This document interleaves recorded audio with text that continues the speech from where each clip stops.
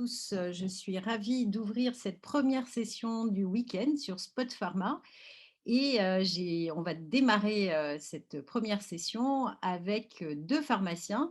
Donc, je suis Marie-Hélène Brun, fondatrice dirigeante de l'agence de communication santé Bécom Brun.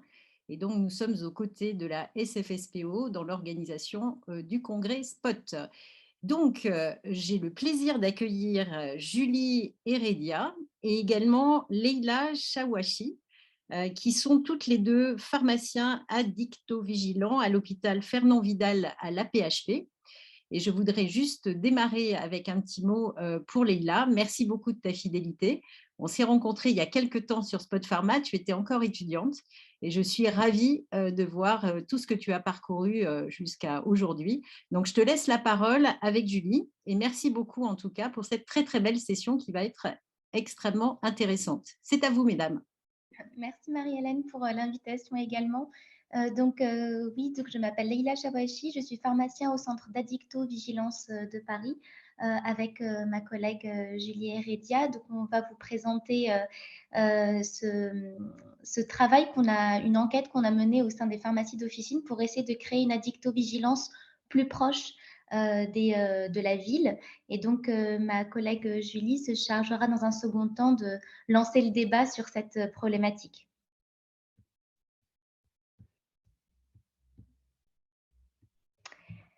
Alors, est-ce que vous voyez bien mon...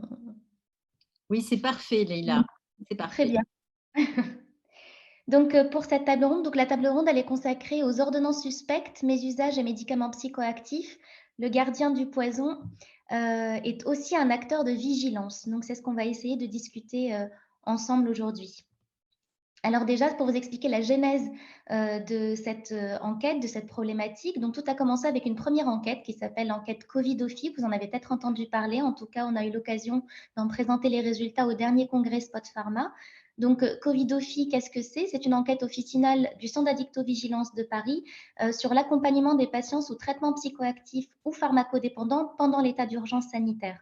Donc, c'était important pour nous de montrer la pleine mobilisation des équipes officinales pendant la crise, qui était à ce moment-là le recours ultime durant le premier confinement, puisque c'était la dernière cellule sanitaire à recevoir physiquement les patients dans un contexte de désertion médicale qu'on avait fortement déploré à l'époque.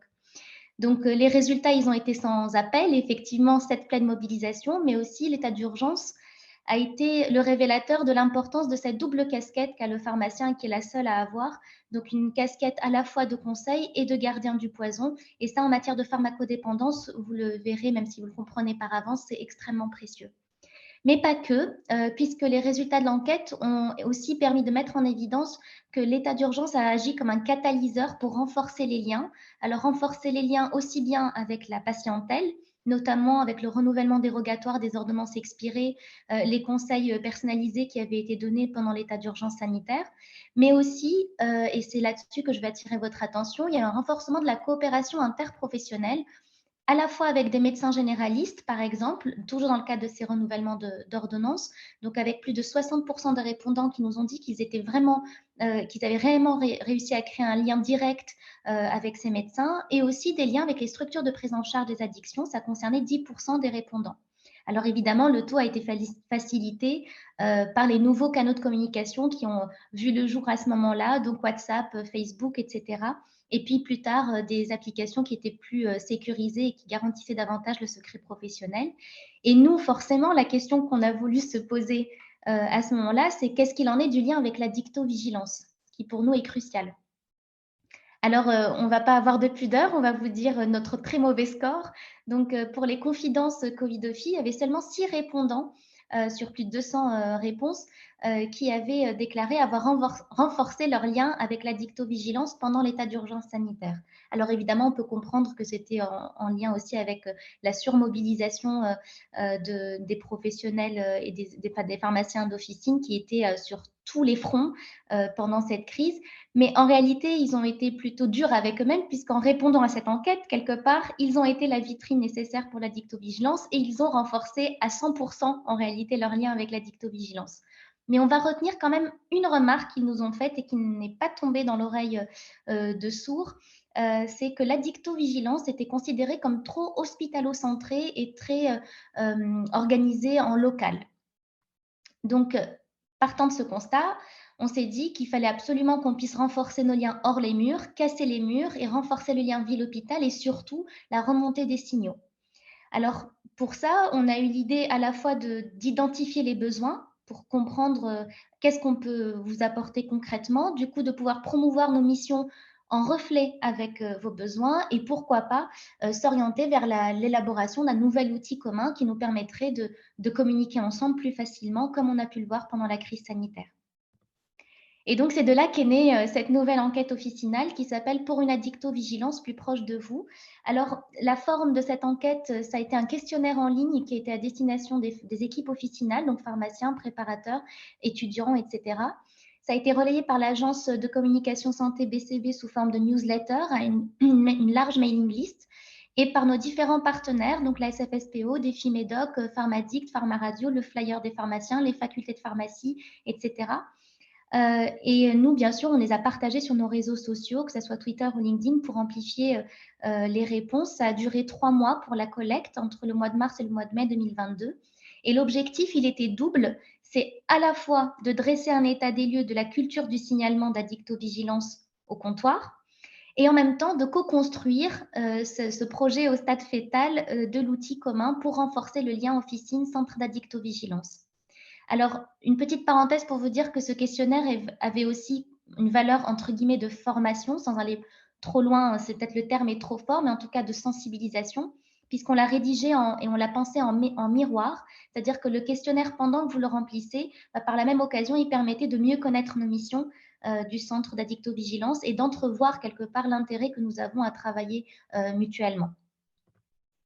Alors, comment est-ce qu'il s'organisait ce questionnaire? Donc, c'est de la façon suivante. On avait d'abord une rubrique pour en savoir plus sur vous, mieux comprendre votre typologie.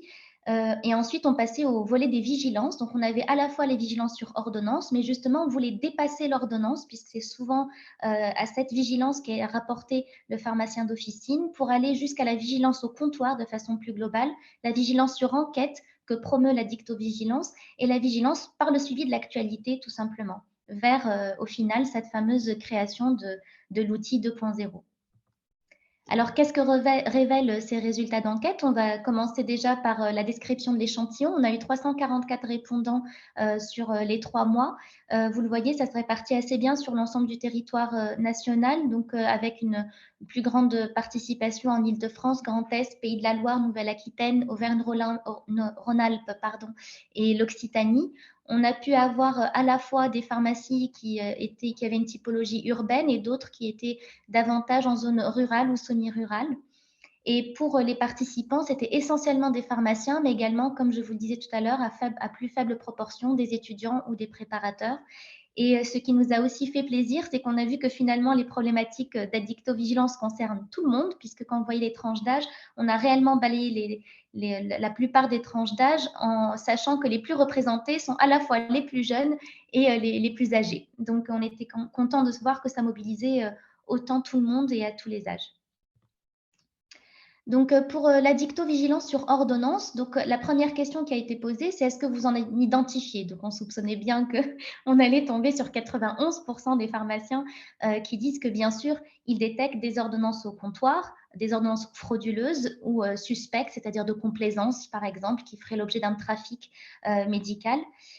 Et puis en revanche, bien sans grande surprise non plus malheureusement, quand on a posé la question si ces ordonnances étaient déclarées au centre d'addictovigilance, et ben, vous voyez que les couleurs s'inversent parfaitement puisque chez ceux qui en détectent, 81% ne fait pas la déclaration au centre d'addictovigilance et on n'a pas cette remontée de signal.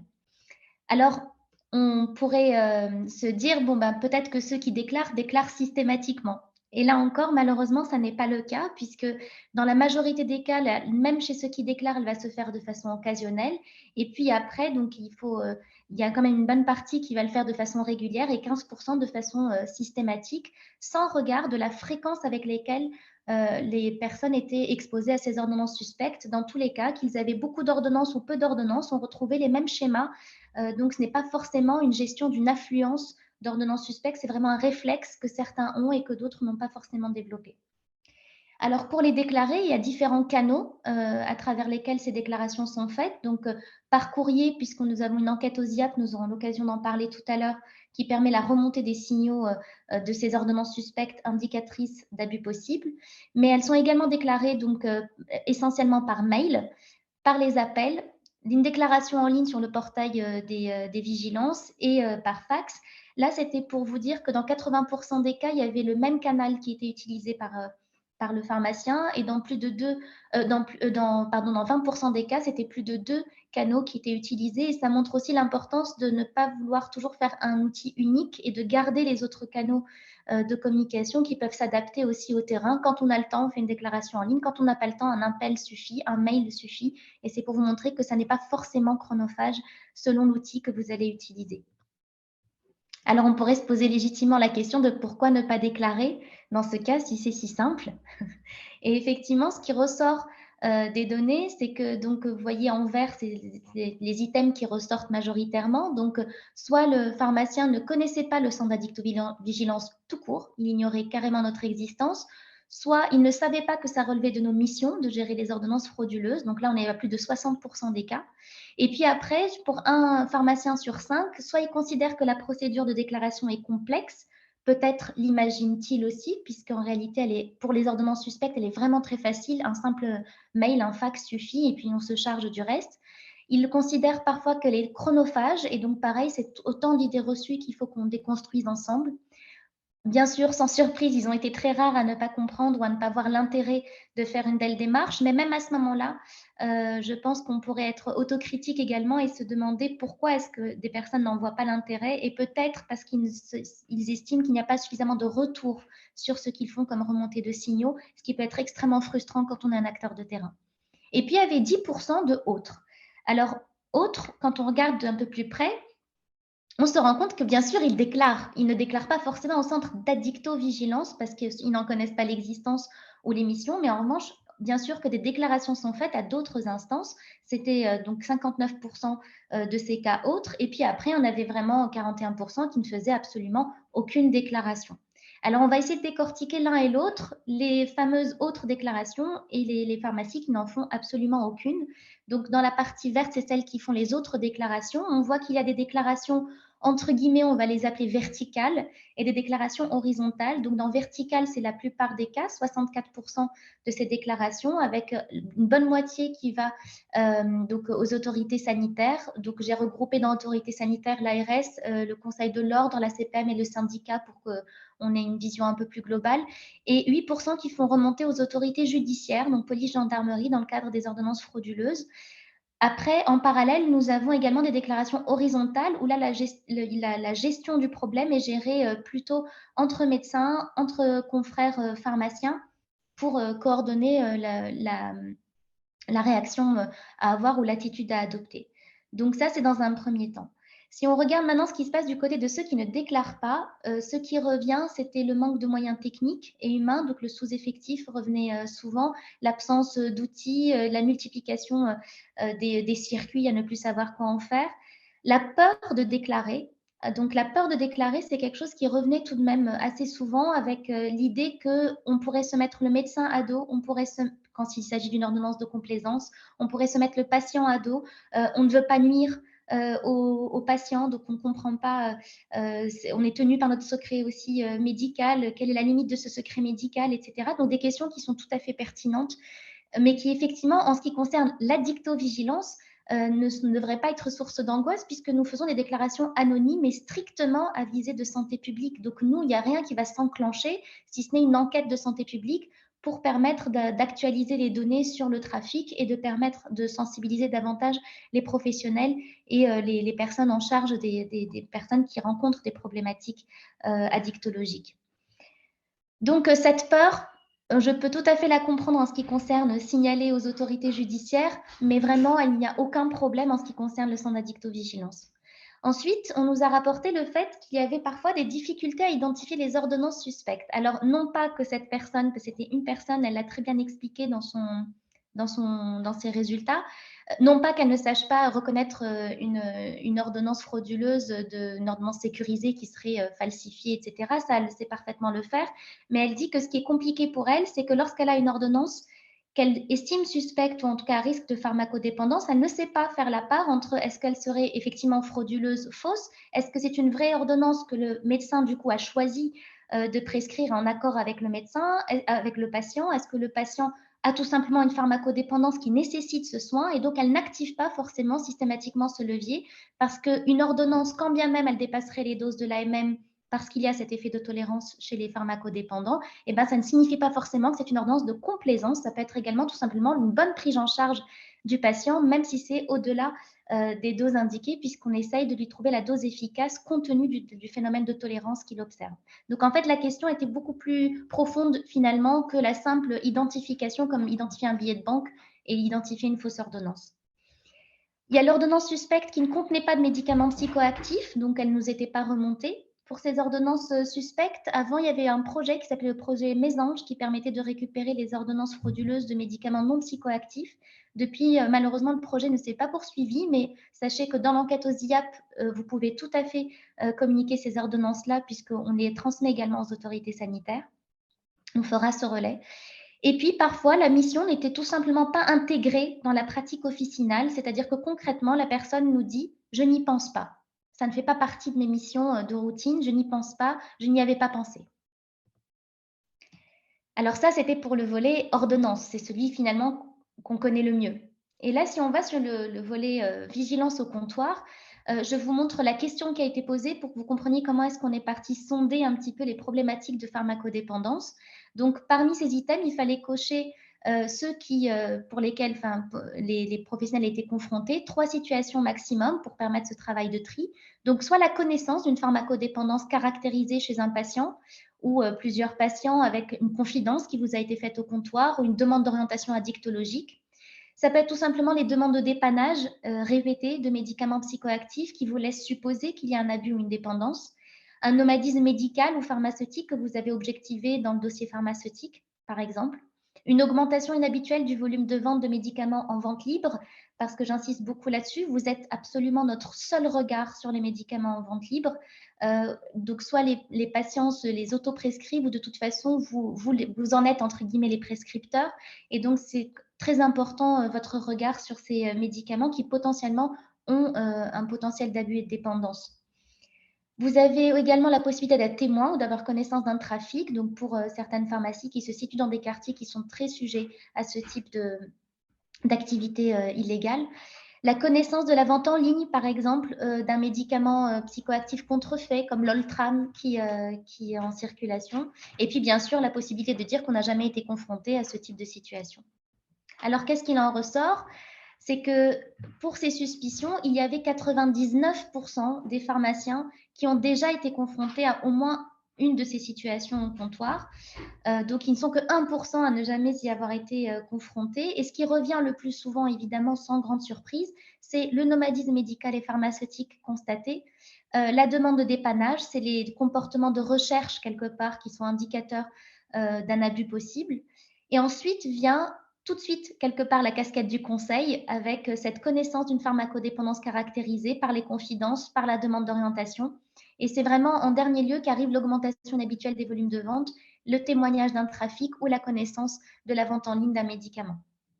Donc, pour un exemple que je peux vous donner sur la connaissance de la vente en ligne d'un médicament ou du don, on nous a fait remonter par exemple que des médicaments comme du tramadol pouvaient être donnés, pas vendus, mais donnés sur des plateformes comme Give, qui luttent contre le gaspillage. Mais lutter contre le gaspillage alimentaire et lutter contre le gaspillage des médicaments psychoactifs en les offrant à des inconnus, quand on sait les usages détournés qu'ils peuvent en faire, il faut être très vigilant. Et ça, c'est grâce aux pharmaciens d'officine qu'on nous remonte ces informations puisqu'ils sont très sensibles à tout l'intérêt du monopole qu'ils ont. Alors, on pourrait se dire, bon, ils sont confrontés à ces problématiques, on sait que les ordonnances suspectes, c'est tout le temps, mais est-ce que ça, c'est vraiment tout le temps? Et effectivement, quand on voit la récurrence de ces situations, la plupart du temps, c'est quand même assez régulier, puisque ça peut être un pharmacien sur 3 le rencontre de façon hebdomadaire, et puis 6% carrément de façon quotidienne. Mais en tout cas, mensuelle, hebdomadaire ou quotidienne, eux sont la plupart des cas rapportés. Alors, on aimerait bien sûr que ça soit déclaré.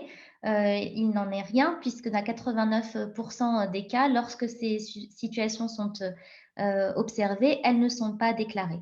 Alors, on va se repencher sur ceux qui déclarent et une fois de plus, la fréquence de déclaration est faible, donc occasionnelle. Et puis ensuite, bien sûr, il y a des déclarations régulières et systématiques, comme je vous l'ai dit, selon qu'on ait adopté le réflexe ou qu'on ne l'ait pas du tout adopté. Toujours de la même façon, cette déclaration, elle s'est faite de plein de façons différentes. Le mail est resté toujours en première position, l'appel, la déclaration en ligne ou le fax. Et un ou plusieurs canaux peuvent être utilisés, d'où l'intérêt de garder cette connexion qui peut être directe ou indirecte. On repart à nouveau sur ceux qui ne déclarent pas. Et alors, pour ceux qui ne déclarent pas, on retrouve de nouveau les mêmes items. Je ne connaissais pas le centre d'addictovigilance. Je ne savais pas que ces signaux relevaient de son activité. Je considère cette activité comme chronophage ou complexe. Là, je peux plus le comprendre que l'ordonnance, puisque ça demande c'est un cas clinique qu'on serait amené à rapporter, ou alors à ce qu'on appelle, nous, un divers autres signaux, comme cette histoire de vente de dons de tramadol sur la plateforme Give. Donc là, ça va être assez court, mais c'est vrai que renseigner un cas clinique, on peut penser que ça mobilise plus de temps. Et puis, je ne vois pas l'intérêt, ils ne sont que 2%. Et puis, il y a toujours cette catégorie autre à 7%. De la même façon, dans autres, il y a soit d'autres déclarations, soit aucune déclaration. Et de la même façon, ce qui va juste changer pour ceux qui déclarent ailleurs, c'est que cette fois-ci, on ne retrouve pas les autorités judiciaires comme on pouvait le voir pour les ordonnances suspectes. On retrouve les autorités sanitaires et le secret partagé entre confrères, donc médecins ou pharmaciens. En ce qui concerne ceux qui ne déclarent pas, en revanche, il y avait des petits changements. Toujours, bien sûr, ce manque de moyens techniques et humains qui est évoqué, mais aussi parfois tout simplement la difficulté d'identifier les cas d'intérêt. Moi, par exemple, j'ai lu dans un passage, dans une des réponses, des dépendances aux benzodiazépines. Moi, c'est mon quotidien, c'est la mamie, c'est la jeune fille, c'est tout le monde. Donc, qu'est-ce que je dois vous déclarer et qu'est-ce qui est pertinent? Parce que sinon, je passerai ma vie à vous faire des déclarations. Donc, parfois, ce n'est pas qu'on ne veut pas faire remonter l'information, c'est qu'on ne sait pas qu'est-ce qui est pertinent ou pas. Et parfois aussi, on a cette idée qu'on ne peut pas déclarer un cas vide, entre guillemets. Je n'en sais pas grand-chose, je n'ai pas pu ouvrir le dialogue avec le patient, je soupçonne quelque chose, c'est juste une suspicion, je n'ai pas eu confirmation et que je n'ai pas vraiment documenté mon cas, je ne veux pas être amenée à ce qu'on me pose des questions et que je dise que je n'ai pas plus de connaissances sur ce cas, alors qu'il n'y a bien sûr aucun problème. Nous avons bien conscience qu'on ne peut pas aborder tous les sujets, que ça dépend des patients, etc. Mais en tout cas, c'est quelque chose qui nous a été remonté, cette difficulté d'identifier les cas d'intérêt et cette fébrilité à les signaler quand bien même ils avaient ces cas. Donc, la mission n'est pas intégrée dans la pratique officinale, là c'est davantage que l'ordonnance. Donc, c'est toujours cette histoire de je n'y pense pas, je ne pensais pas que je devais les déclarer ou qu'il fallait les déclarer. Méconnaissance des circuits de déclaration, ça revient. Peur de déclarer, ça revient. Je vous rappelle que c'est anonyme. Et l'échange direct avec le patient est la meilleure des clés. Donc, pour les pharmaciens qui étaient le plus formés en matière de pharmacodépendance, ils disaient que c'était une affaire à régler avec le patient lui-même et dans le but de ne pas lui nuire. Donc, encore une fois, nous sommes anonymes.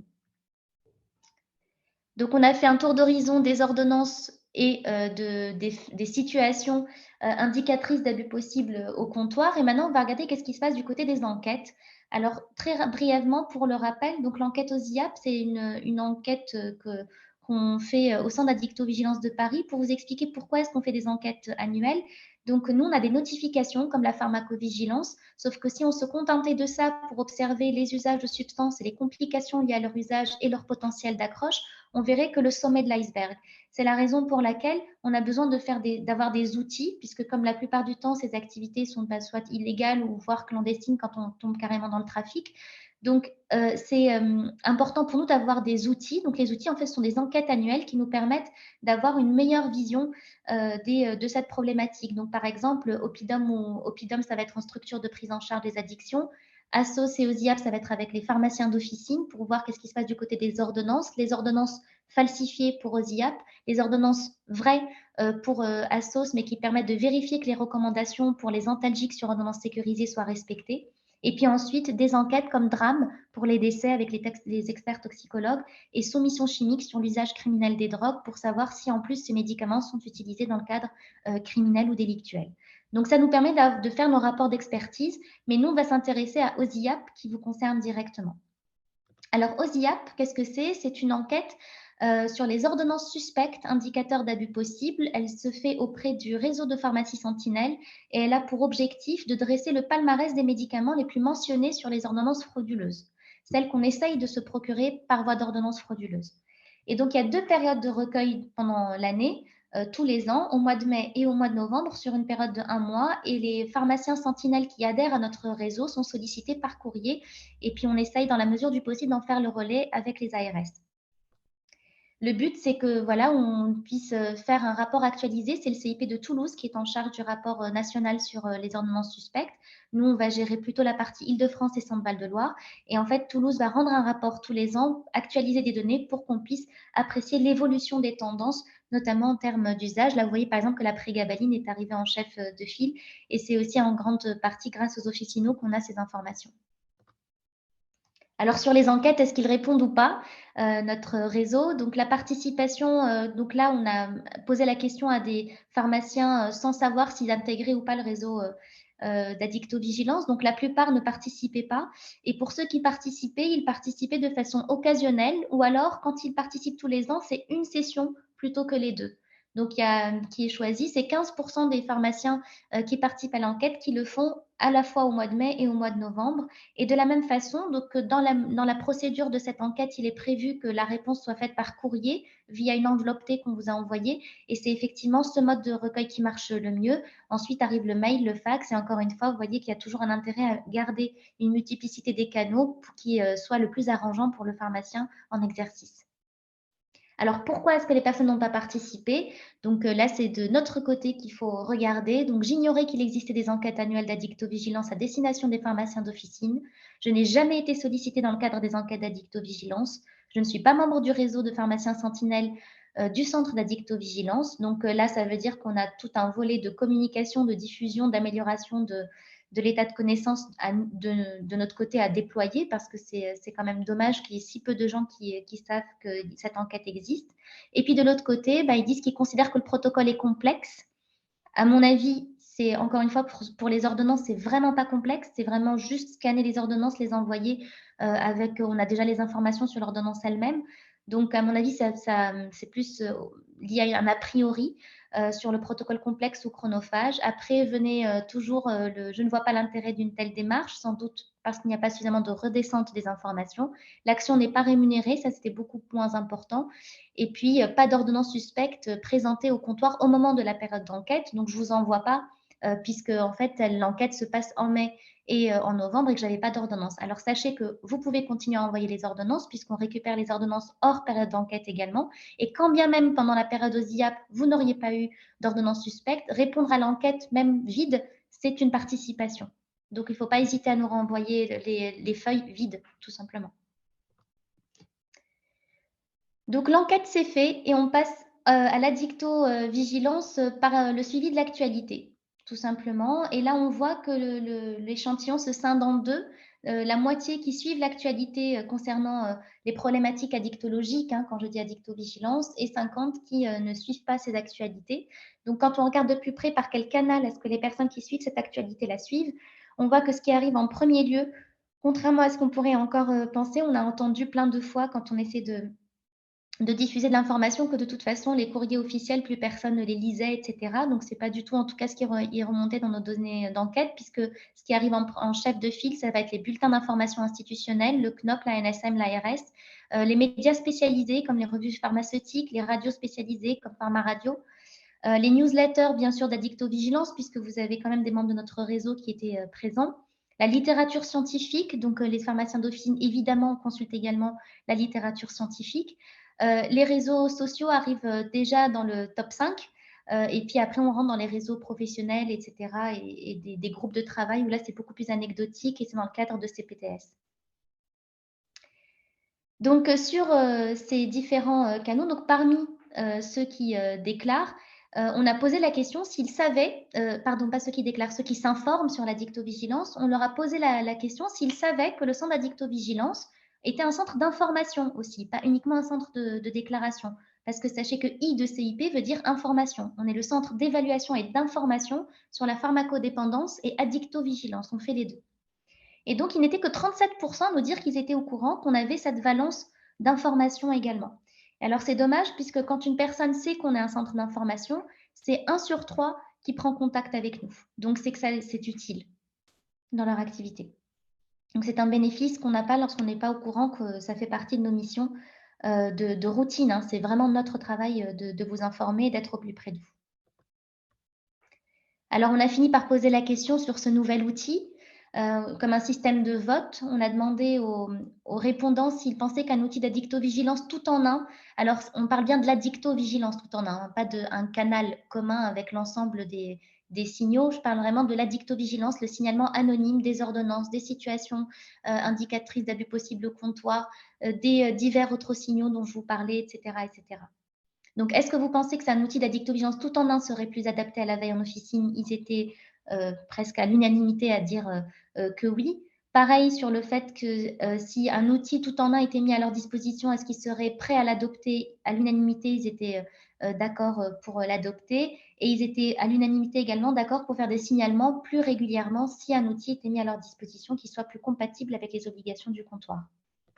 Alors, on leur a demandé quel outil vous avez envie vous imagineriez pour ce type d'activité. Le site internet est arrivé en première position, l'application mobile juste après. Et plus anecdotiquement, on avait un programme intégré à notre LGO, un forum, un numéro de téléphone. Ça, je l'ai gardé exprès pour dire que ça, c'est pas vraiment un outil, mais qu'on continuera le contact direct et il n'est pas question que des outils numériques rompent le lien. Le but, c'est qu'on renforce nos liens et non pas qu'on les distancie davantage. Donc oui, le numéro restera quoi qu'on développe à côté. Et donc 1% disaient qu'ils n'avaient pas d'avis sur la question. Alors on s'est penché sur la question de l'application mobile. Quelles fonctionnalités ils penseraient être utiles dans cette application?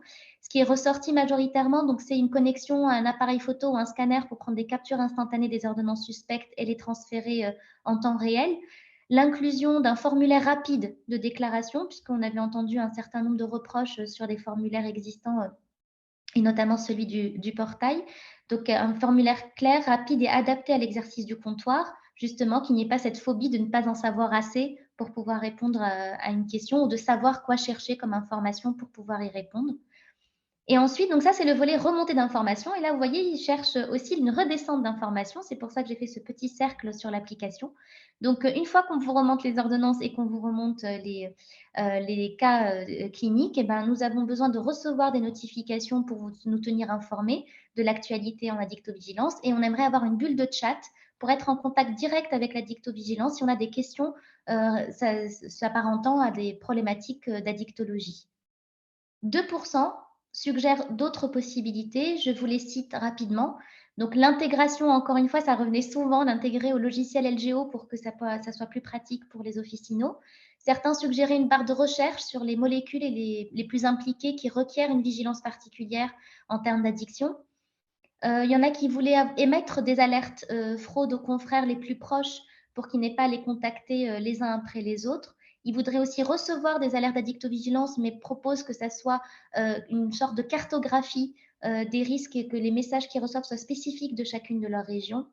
On a parlé d'une fonctionnalité d'appel direct, encore une fois, vers le CIP le plus proche et un annuaire des centres de prise en charge des addictions. Alors pour l'annuaire, sachez qu'il existe déjà, je vous le dis tout de suite déjà pour que vous le sachiez, sur le site de Drogue Info Service avec la répartition géographique de ces sites. Donc n'hésitez pas à l'utiliser, il est actualisé, il est très bien fait et Drogue Info Service a un budget pour ça. Alors, l'idée, c'est de savoir si on a réussi à convaincre, du moins avec nos propositions. Donc, le taux de conversion vis-à-vis de cet outil. Donc, par rapport aux ordonnances, on avait 74% des non-déclarants qui étaient prêts à adopter l'outil et 72% d'entre eux qui, en souhaitant avoir un outil, parlaient de cette fameuse fonction photo et scanner pour transmettre les ordonnances. Par rapport à la vigilance au comptoir, ils étaient 88% des non-déclarants qui étaient prêts à adopter l'outil et 67% d'entre eux qui demandaient expressément d'intégrer un formulaire rapide de remontée des signaux. Et pour les personnes qui ne se renseignaient pas sur la dictovigilance, donc 49% d'entre eux sont prêts à adopter l'outil, 50% demandent une fonctionnalité news, donc que l'information vienne vers eux et qu'ils ne soient pas obligés d'aller vers l'information et ne sachant pas où aller trouver l'information concise, utile et adaptée à leur exercice officinal. Et 24% demandent à avoir une bulle de chat avec le CIP pour pouvoir être informés aussi sur des cas personnalisés. Alors, les retours, ils étaient nombreux. Je ne vais pas pouvoir tous vous les citer, mais on avait laissé une bulle de parole ouverte pour des retours. On a eu des retours positifs, des retours négatifs et des pistes d'amélioration. Alors, je parle ici plus largement de la problématique de la dictovigilance au comptoir. Donc, dans les retours qui étaient constructifs et positifs, il y avait l'importance de l'éthique, de la considération de l'humain, de l'accompagnement de ces patients, de la bienveillance qu'il faut leur accorder. Donc là, on parle de la pharmacodépendance de façon globale, le dialogue nécessaire, la confiance à la fois vis-à-vis du patient, mais également vis-à-vis des prescripteurs lorsque le travail est fait en lien et en coordination, puisque de toute façon, en termes d'addictologie, on ne fera rien sans le patient. C'est lui le patron et ça, il faut malheureusement bien l'intégrer puisque c'est lui qui donne le tempo et si c'est pas chez nous, c'est chez les autres et si c'est pas chez les autres, c'est dans le trafic. Et donc, et à chaque fois, le pharmacien reprend tout depuis le début et on ne permet pas une adhésion aux soins si on n'accompagne pas les patients pharmacodépendants. Je vous rappelle qu'une pharmacodépendance est un effet indésirable comme un autre qui est répertorié dans les résumés des caractéristiques du produit et on le sait au moment où on le prescrit, on le sait au moment où on le dispense et donc on doit le gérer une fois qu'il se déclare. On ne peut pas abandonner les patients. Et revenait cette notion de secret professionnel qui était très important à garder avec cette notion de secret partagé, certes, mais par contre avec des précautions nécessaires pour le respect de la dignité de la personne. Des retours négatifs et qu'on peut bien les entendre. Donc, beaucoup de pharmaciens nous ont fait remonter un sentiment de culpabilité de ne pas être en mesure de gérer ces situations, de ne pas être armés pour s'en prémunir. Les sentiments d'impuissance, de résignation, il y a beaucoup de ras-le-bol. Le sentiment d'insécurité, surtout quand il s'agit là pour le coup de transgression, là je parlerai davantage des ordonnances frauduleuses, avec un sentiment d'isolement, on nous rapporte un sentiment d'inaction des autorités ou de manque de réactivité absolue. On nous dit qu'ils ont le sentiment qu'on ne peut pas non plus bien travailler parce qu'il y a du trafic sous les radars puisqu'on ne leur présente pas forcément la carte vitale et que cela, on ne va pas forcément les détecter. Et des difficultés supplémentaires avec de gros warnings qui étaient lancés sur la e-prescription depuis l'avènement des e-téléconsultations, avec le Covid et le e-nomadisme qui fait que maintenant, pour chercher une ordonnance et faire le tour des médecins, il suffit de rester chez soi pour faire ce tour. On gagne beaucoup de temps et la pêche est bien meilleure. Et donc, les pharmaciens ont bien senti qu'il y avait un risque supplémentaire, une faille à nouveau dans le système avec ces prescriptions qui sont téléchargeables à l'infini et parfaitement disponibles et reproductibles.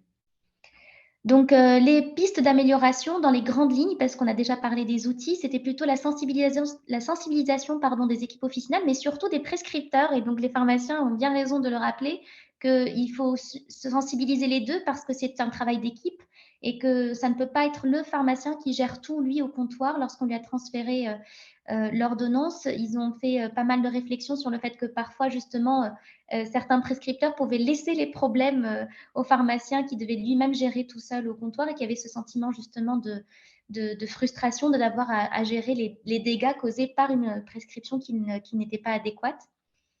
Il y a également l'idée d'un label addictovigilant pour promouvoir la culture du signalement et donc fournir un outil spécifique et valoriser les pharmaciens d'officine qui sont particulièrement impliqués dans cette problématique. On parle de développer des prises en charge multidisciplinaires. Ce qui revient souvent, c'est secret partagé. On ne veut pas être seul, il faut être plusieurs. Et d'ailleurs, au-delà même des milieux professionnels, c'est-à-dire la sensibilisation, etc. Et enfin, l'implication du pharmacien potentiellement dans l'idée de l'extension encore du pouvoir du pharmacien. Dans quelle mesure est-ce qu'il peut contribuer à l'aide au sevrage par la réduction progressive des doses dans un parcours évidemment pluridisciplinaire? Je vous cite juste 4 pépites, entre guillemets, qui étaient ressorties de l'enquête. Donc ça, ce sont des prises de parole des pharmaciens qui disent, par exemple, il serait tellement plus utile de sortir du dogme de nos enseignements actuels, médecins et pharmaciens, et avoir un point de vue plus humain et moins répressif à ce sujet. Il n'est pas question d'être plus permissif. Donc on parle bien de gérer des patients pharmacodépendants. Patience, ténacité et bienveillance. Ensuite, la fameuse culpabilité dont je vous parlais, je pense qu'il faut surtout promouvoir la culture du signalement dans les pratiques moi-même, je me freine en me disant que je n'ai pas assez d'informations, qu'on va me demander des informations que je n'ai pas, ou un suivi que je n'ai pas mis en place malheureusement. On culpabilise de repérer sans réussir à aider et il est difficile de signaler avec un sentiment d'échec. Donc j'ai trouvé que c'était quand même un témoignage très fort parce que sincère dans la démarche. Vous en avez un autre, donc là c'est plutôt par rapport à le bien fondé de ce type d'enquête. Donc grâce à ce questionnaire, nous prenons conscience des nouvelles habitudes à prendre au comptoir. Le mésusage et le détournement de certaines molécules existent depuis bien longtemps, mais il est temps de mettre en place des outils en permettant aux pharmaciens d'être vraiment un acteur d'addictovigilance. Et un dernier qui avait dit, ce n'est pas seulement utile, c'est indispensable de mettre en place ce type d'outil ou ce canal, ou en tout cas la diffusion d'informations utiles pour pouvoir faire de la veille sanitaire convenablement. Donc la conclusion, elle est assez brève, vous l'aurez comprise. Le pharmacien d'officine, c'est un maillon indispensable de la veille sanitaire, mais ça, je n'étais vraiment pas à convaincre étant moi-même de formation officinale. Des signaux fréquents au comptoir bien au-delà des ordonnances suspectes. Donc, notre mission dépasse largement la simple détection des ordonnances frauduleuses. Des signalements qui sont encore malheureusement insuffisamment transmis au centre d'addictovigilance avec une dilution du signal à travers la multiplicité des canaux d'alerte. Il y a une nécessité clairement de promouvoir les missions du centre et ça, c'est notre responsabilité avec les autorités pour permettre cette culture, de promouvoir cette culture du signalement. La mise en place d'un outil spécifique d'addictovigilance, en tout cas personnellement, me semble nécessaire ou serait un bel appui pour que les signalements s'accordent avec les obligations du comptoir. Voilà, je vous remercie pour votre attention. Si vous avez des questions, c'est dans la bulle Q&R, je crois. Alors Et exactement. puis sinon, je vais laisser ma collègue Julie prendre le relais. Alors on verra Leïla et Julie, on va laisser, voilà, tu peux partager. On prendra les questions peut-être à la fin. Donc pour les participants, n'hésitez pas à poser vos questions tout de suite. Vous avez juste à côté de lever la main un petit Q&R, questions-réponses, où vous pouvez poser des questions à Leïla et Julie.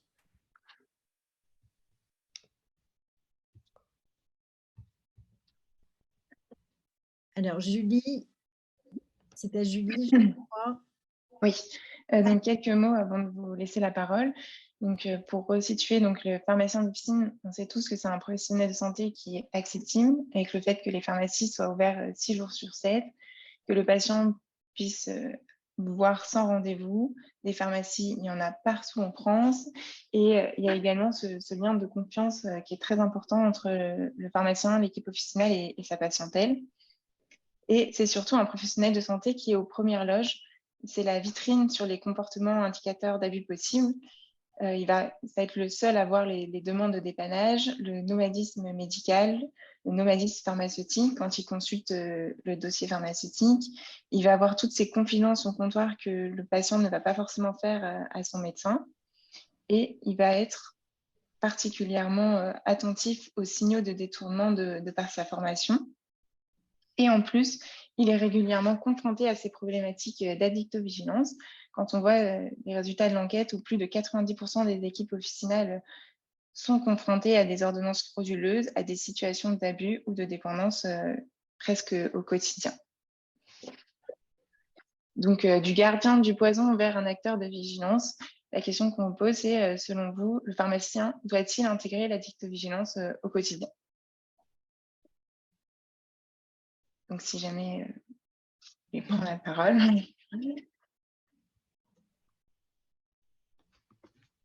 Alors peut-être une question, Leïla, le temps que tout le monde pose des questions. Donc vous parlez d'un outil. Comment vous allez le déployer? Est-ce que c'est en cours? Comment ça va se passer? Et comment Alors, les pharmaciens pourront en bénéficier aussi, hein, puisqu'ils sont nombreux visiblement à l'attendre? oui, tout à fait. Alors, je vais me permettre de mettre juste la dernière diapositive parce que ça avance un petit peu sur la présentation de Julie. En fait, on a justement, sur la base de ce questionnaire, on a voulu développer une application dans un premier temps. Elle sera expérimentale dans un premier temps parce qu'on tient à la co-construire avec les pharmaciens et qu'on ait le retour de nos pharmaciens sentinelles sur la question pour que ce soit vraiment un outil qu'ils aient adopté. Et donc, dans ce projet, initialement, il sera un projet expérimental en Île-de-France et Centre-Val de Loire, qui sont les régions dans lesquelles nous exerçons directement. Donc, il ne faut pas hésiter pour les pharmaciens d'Île-de-France et de Centre-Val de Loire. Si d'autres veulent y participer pour nous donner leur avis, ils sont les bienvenus. Mais ce que je veux dire, c'est que vraiment là, c'est une expérience pour qu'on puisse ensemble définir le meilleur outil ensemble. On est en train de mettre en place cette application et de la développer avec aussi l'agence santé BCB et nous espérons pouvoir la déployer déjà à la rentrée 2023. Voilà, donc il faut rester connecté. C'était la page de fin. Et donc, du coup, il faut rester connecté à ce que l'on voit à l'écran. Addicto Paris, c'est ça? On vous suit? Notre compte Twitter, tout à fait. C'est notre compte Twitter. Twitter. Très Je bien. vous donne notre adresse du site internet parce qu'on est en pleine refonte du site internet également, toujours avec l'agence. Ok, il y a beaucoup de choses qui vont changer, donc c'est bien. Voilà, Ça bouge. comme il y a beaucoup de choses qui bougent et qui changent, parce qu'on essaye justement d'être à la hauteur des signaux que vous nous remontez. Et donc, c'est ce pourquoi on a besoin de faire une refonte pour améliorer la communication, mieux communiquer, parce que là, ce qu'on voit surtout avec l'enquête, c'est que on a du mal à faire connaître des missions aussi importantes que celle de la vigilance et pour lesquelles les pharmaciens sont au-delà de précieux. C'est indispensable. Donc, Alors, j'ai une petite question peut-être naïve, mais donc le pharmacien, quand il repère un patient, est-ce que tu pourrais revenir sur la démarche? Parce qu'il peut effectivement faire remonter les informations, mais j'ai vu au travers de votre enquête qu'il est très sensible, bien évidemment, à l'accompagnement du patient après. Donc, comment ça se passe? Comment vous l'accompagnez? Comment il peut avoir un accompagnement? Est-ce que vous pourriez répondre l'une ou l'autre à cette question? oui. Pour l'accompagnement, donc moi je vais parler de l'accompagnement du pharmacien ou du patient, parce que c'est plutôt l'accompagnement du pharmacien que j'aimerais décrire. C'est-à-dire que, par exemple, nous concrètement dans nos actions, on a eu déjà donc, dans notre réseau de pharmaciens sentinelles des pharmaciens qui sont en lien avec nous et qui vont soit nous appeler dans un cadre d'un problème spécifique, très particulier, c'est un cas par cas. Donc, par exemple, je vous donne un exemple tout bête, c'est une ordonnance frauduleuse de Ritaline à destination d'un enfant. Donc, la maman falsifie l'ordonnance, elle ne pense pas spécialement à mal, dans le sens où elle a 3 enfants hyperactifs, elle est surmenée, elle n'a pas eu le temps d'aller chercher l'ordonnance, elle a besoin du traitement, elle s'est dit bah, je vais falsifier l'ordonnance et puis il y verra que du feu, sauf qu'il a bien vu qu'il y avait un souci et il s'est rendu compte que c'est quelque chose qu'elle pouvait être amenée à faire de façon répétée dans le cadre du traitement. Mais l'enfant est réellement suivi, l'enfant a réellement de la Ritaline, c'est réellement les bonnes doses qui lui sont données, etc. Et donc, typiquement, il a refusé la dispensation, il a ouvert la discussion avec elle parce qu'il a bien vu que c'était compliqué comme situation. Mais surtout, sa crainte à lui à ce moment-là, c'était j'ai refusé la dispensation. Il nous a appelé pour nous dire est-ce que je mets en danger l'enfant? Est-ce que là, je mets en danger l'enfant? Est-ce qu'il risque d'avoir un syndrome de sevrage? La Ritaline, comment ça se passe? Parce que je ne veux pas que le fait de faire barrage à la dispensation me mette cet enfant en difficulté. Et donc, on a pu échanger, on fait une revue de la bibliographie, on lui répond en lui disant que bien sûr qu'il n'est pas en danger, puisque vous n'avez pas de symptômes de sevrage à l'arrêt de la Ritaline. Il y a même des enfants qui arrêtent pendant les vacances scolaires, donc il n'y avait pas de danger. Mais par contre, nous l'avons aidé à comment ouvrir la discussion, comment faire en sorte de justement garder l'adhésion du patient aux soins, garder le lien avec le patient. Il ne s'agit pas de juste lui dire c'est pas l'apothique de la maison, allez-vous-en. Et puis, il s'agit de, quand on peut ouvrir la discussion et que c'était, pour le coup, là, il s'agissait d'une ancienne patiente qui voit régulièrement, etc. C'est comment garder le lien de confiance quand bien même la personne a été dans une attitude transgressive, parce qu'une ordonnance frauduleuse, il y a celle qui va dans le trafic, évidemment, et on voit bien que les pharmaciens le signalent, tout ça, et même aux autorités judiciaires, mais il y a aussi les ordonnances frauduleuses de tous les jours, entre guillemets, c'est-à-dire le paracétamol, on l'a bien vu pendant la crise sanitaire, les masques, les trucs, etc. Donc, tout n'est pas là pour enfouir le trafic, parfois, c'est surtout l'indicateur d'une dépendance. Donc ça, c'est un exemple. Vous en avez un deuxième que je peux vous citer. Bien sûr. C'est un pharmacien qui nous a appelé pour nous dire bah, écoutez, je ne comprends pas, il y a une augmentation des volumes de vente mirobolante chez moi de l'opéramide. Est-ce que le lopéramide est détourné? Parce que, et d'une façon ou d'une autre. Et donc, le lopéramide, c'est tellement un produit de tous les jours. Et effectivement, donc, on lui a expliqué que oui, il peut faire l'objet d'un détournement. Donc là, ça concernait un profil très particulier. C'était un usager de drogue qui était identifié le patient, par le pharmacien, et le pharmacien s'inquiétait de le mettre en danger en surajoutant à sa méthadone ou à son Subutex le loperamide. Et donc, on a pu discuter ensemble pour lui expliquer que oui, le loperamide était détourné, que c'était un opioïde périphérique, mais qu'il pouvait être soit détourné en voie d'injection, donc par voie d'injection ou en augmentant les doses pour que ça franchisse la barrière hémato-encéphalique, et que ça pouvait même faire l'objet d'une manipulation chimique qui permettrait maintenant de passer d'un opioïde périphérique à un opioïde central, et que cette manipulation chimique est extrêmement dangereuse puisqu'elle fabrique une impureté qui peut générer un syndrome parkinsonien. Et donc, on a abordé cette question, et donc il a mis en place un staff la semaine qui a suivi sur la base de notre réponse pour que toute son équipe soit au fait que le loperamide également peut être détourné, et qu'il fallait faire très attention parce que c'est ce qui est arrivé et c'est ce que la FDA aux États-Unis a dénoncé quand il y a la crise des opiacés. Quand ils ont fermé la prescription, les patients se sont rués sur le loperamide, et lui, le loperamide à forte dose, puisqu'ils vont devoir augmenter les doses pour que ça passe la barrière hémato-encéphalique, provoque des troubles cardiaques extrêmement graves. Donc, il fallait du coup passer ce signal, et c'est comme ça qu'il a ouvert la discussion avec son patient, ou qu'il a tout simplement refusé de donner, y compris un médicament en vente libre. D'accord. Donc là, on voit bien que le pharmacien vous a appelé en fait pour avoir ces informations. Donc peut-être dans les newsletters que demandent et attendent les pharmaciens, il y aura ce genre d'informations, un peu comme une météo finalement de ce qui se passe dans leur territoire. Et comme ça, vous pourrez plus facilement toucher les pharmaciens via cette newsletter ou via l'application. Peut-être également sur votre futur site internet, il y aura ce style d'information? Oui, alors justement, on avait déjà commencé en fait parce que je dis vraiment, tout a commencé avec Covid Office, c'est vraiment pas une blague. Donc pendant la crise sanitaire, comme on voyait plus rien, on était devenus aveugles. Il faut imaginer que déjà, quand en normal, on n'a que l'hôpital plus ou moins qui nous remonte par un système qu'on a mis en place. Mais là, d'un coup, plus de remontée de signaux, plus de son, plus d'images, tout le monde est mobilisé sur la crise, et c'était une période où il y avait encore plus besoin de vigilance. Et la vigilance était aveugle, en tout cas la nôtre.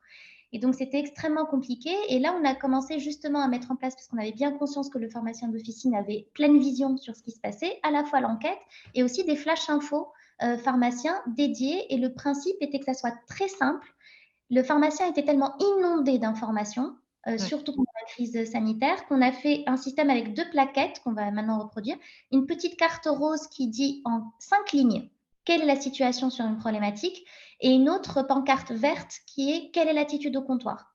Qu'est-ce qu'il faut faire au comptoir, du pratico-pratique. Le but, c'est que vraiment on puisse ensemble mettre en place, accompagner, en fait, aider. Donc pour nous, c'est quand on accompagne le pharmacien, on accompagne indirectement le patient, puisqu'on essaye de faire en sorte que l'accompagnement se fasse de façon optimale. Ouais, très bien. Écoutez, c'est super intéressant. Peut-être, Julie, avez-vous quelque chose à ajouter aux échanges que nous avons avec Leïla? Alors nous, on avait listé un petit peu les 6 bonnes raisons de devenir un acteur de vigilance pour les pharmaciens. Donc déjà, la première, c'était pour rompre l'isolement dans lequel le pharmacien peut parfois se trouver, avec personne pour le renseigner. Donc on est là pour ça. Pour être accompagné pas à pas, parce que comme vient de le dire Leïla, quand vous nous appelez, on va vous informer, et on va aussi vous aider à gérer la situation. Aussi, la troisième question, c'était pour se sentir mieux armé face à la pharmacodépendance. Donc ça, c'était plutôt lié au fait que, avec des informations régulières, on puisse toujours se mettre à jour. Et donc, je bifurque sur ma 4e bonne raison, qui était le fait d'être toujours au fait des nouvelles tendances. Donc, c'est vrai que ça peut bouger très vite dans le domaine de la pharmacodépendance. Et aussi pour tout simplement donner un sens à l'investissement quotidien que le pharmacien peut mettre dans l'addictovigilance, et pour continuer à valoriser l'activité officinale et à rajouter une casquette aux pharmaciens d'officine. Donc, nous, on est convaincus que vous pouvez être des acteurs de vigilance, et j'espère que vous l'êtes vous aussi suite à cette présentation. Et on serait ravis de vous accueillir dans notre réseau Sentinelle. Donc, vous avez le lien qui est disponible pour pour adhérer et pour recevoir nos newsletters. Et d'ailleurs, suite peut-être dans votre fil Twitter que vous avez donné tout à l'heure, vous pourriez redonner ce lien qui est un petit peu compliqué peut-être. Oui, tout à fait. Il y a un petit On allait faire un QR code, mais on n'a pas réussi. Ça peut s'arranger, Leïla, mais effectivement, pour que les personnes qui suivent avoir et veulent de l'information, ça serait bien de le mettre dans votre fil Twitter. Bien, Super. ce sera fait. Julie, est-ce que vous avez d'autres éléments à partager? Non, c'était tout. C'était tout. Oui. Peut-être à toutes les deux, d'abord un grand merci pour cette présentation qui était très claire et qui donne, comment dire, un chemin à suivre dans le cadre de la vigilance et du rôle du pharmacien dans ce cadre-là. Donc effectivement, c'est un acteur important que vous avez, dont vous avez parlé longuement aujourd'hui. Peut-être un petit calendrier pour finir, Leïla et Julie. Donc, vous avez annoncé au travers de cette enquête qui était très fouillée avec beaucoup de résultats. Et d'ailleurs, j'engage tout le monde à la revoir sur le replay de Spot Pharma. Il y avait vraiment beaucoup, beaucoup d'éléments. Quelles sont maintenant les prochaines étapes pour obtenir ces outils? Donc, dans les deux régions dont vous nous avez parlé, est-ce que vous pouvez nous en dire un peu plus ou c'est un peu tôt? Ou est-ce qu'on peut annoncer début de l'année prochaine? Qu'est-ce qu'on peut dire aux pharmaciens? Ben, en tout cas, nous, on espère fortement, on y travaille. On a déjà bien avancé sur la partie conceptualisation sur la base de ces premiers retours de pharmaciens. Et donc, nous espérons, bien sûr, après, on ne sait jamais, mais on espère que pour janvier 2023, on espère vous souhaiter la bonne année avec une nouvelle application, de nouvelles résolutions, plus de vigilance, plus d'addictovigilance et plus de liens surtout avec la ville et l'hôpital. Ouais, super. Merci beaucoup en tout cas à toutes les deux. On arrive au terme de l'heure que nous avons passée agréablement en votre compagnie. Merci à toutes les personnes qui sont connectées. On retrouvera cette session sur les replays du congrès. Merci à toutes les deux. Donc, on vous donne rendez-vous l'année prochaine, en C'est fait. ça. Ça marche. Merci beaucoup. Bonne fin de journée. Et puis, je donne rendez-vous aux pharmaciens dimanche à 10 heures précises pour la constipation chez l'enfant. À bientôt. À bientôt, au revoir. Au Au revoir. revoir.